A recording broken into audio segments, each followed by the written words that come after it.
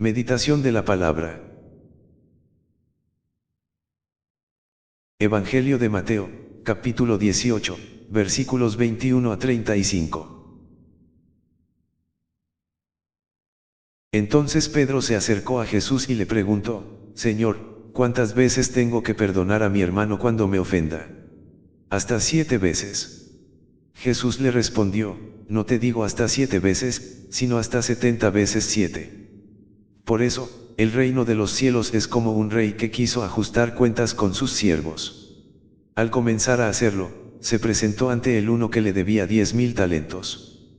Como éste no podía pagarle, el Señor ordenó que lo vendieran a él, a su esposa y a sus hijos, y todo lo que tenía, para así saldar la deuda.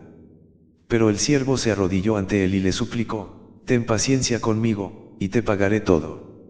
El Señor se compadeció de él, le perdonó la deuda y lo dejó en libertad. Al salir, este siervo encontró a uno de sus compañeros que le debía 100 denarios, y lo agarró del cuello y comenzó a ahogarlo, diciéndole: Págame lo que me debes. El compañero se arrodilló ante él y le suplicó: Ten paciencia conmigo, y te pagaré todo.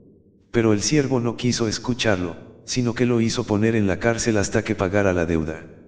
Los demás siervos, al ver lo ocurrido, se entristecieron mucho y fueron a contárselo a su señor. Entonces el Señor llamó al siervo y le dijo: Siervo malvado, te perdoné toda aquella deuda porque me lo suplicaste. ¿No debías tú también haber tenido compasión de tu compañero, como yo la tuve de ti? Y el Señor, encolerizado, lo entregó a los verdugos hasta que pagara todo lo que debía. Lo mismo hará con ustedes mi Padre Celestial si no perdonan de corazón a sus hermanos. El pasaje de la Biblia de Mateo 18, 21 a 35 nos presenta una enseñanza muy valiosa sobre el perdón y la misericordia. En esta parábola, Jesús nos muestra la importancia del perdón y cómo éste debe ser incondicional y sincero.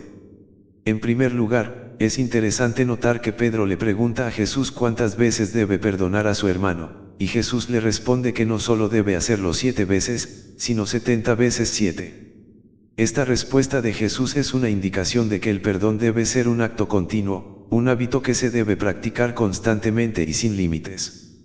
En la parábola, el rey perdona la gran deuda del siervo, una cantidad que era prácticamente imposible de pagar.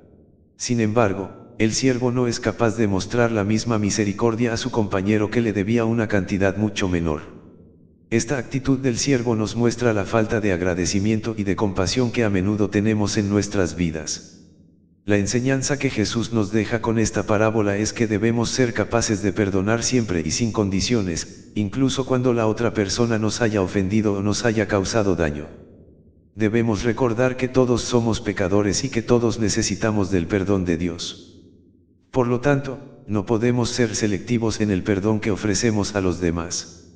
Además, esta enseñanza también nos llama a la humildad y a la gratitud.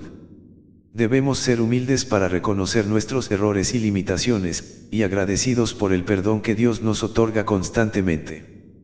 De esta manera, podremos ser más compasivos y misericordiosos con los demás. Otra enseñanza que podemos extraer de este pasaje bíblico es la importancia de la sinceridad en nuestro perdón. Cuando perdonamos a alguien, debemos hacerlo de manera sincera y no solo de palabra, sino con nuestros actos y actitudes. El siervo de la parábola no mostró sinceridad en su arrepentimiento y en su promesa de pagar su deuda, lo que llevó al rey a tomar medidas drásticas contra él. Por lo tanto, debemos ser sinceros en nuestro perdón y en nuestras promesas de cambiar y mejorar nuestra relación con los demás. Asimismo, esta parábola también nos muestra que el perdón no significa que debemos olvidar lo que ha sucedido o ignorar el daño que se ha causado. El rey no olvidó la gran deuda que había perdonado al siervo, pero decidió darle una oportunidad para que cambiara su actitud y su comportamiento. De la misma manera, cuando perdonamos a alguien, no significa que debamos pasar por alto el daño causado, sino que debemos buscar formas de reparar la relación y de evitar que vuelva a suceder. Por último, la parábola de Mateo 18, 21 a 35 también nos muestra que el perdón es una elección personal y que debemos tomarla conscientemente. El siervo de la parábola tenía la opción de perdonar la deuda de su compañero, pero decidió ser despiadado y cruel. Del mismo modo, nosotros también tenemos la elección de perdonar a los demás o de guardar rencor y resentimiento. Debemos elegir el perdón y la misericordia, porque es lo que nos permitirá vivir en paz y armonía con los demás. Otra lección importante que podemos aprender de la parábola de Mateo 18, 21 a 35 es que el perdón no es solo para el bien de la persona que ofendió, sino también para nuestro propio bienestar emocional y espiritual.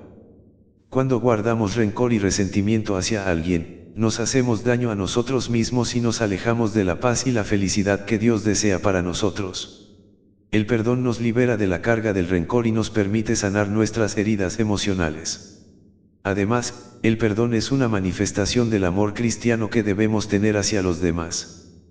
Como nos enseña Jesús, debemos amar a nuestros enemigos y orar por aquellos que nos persiguen.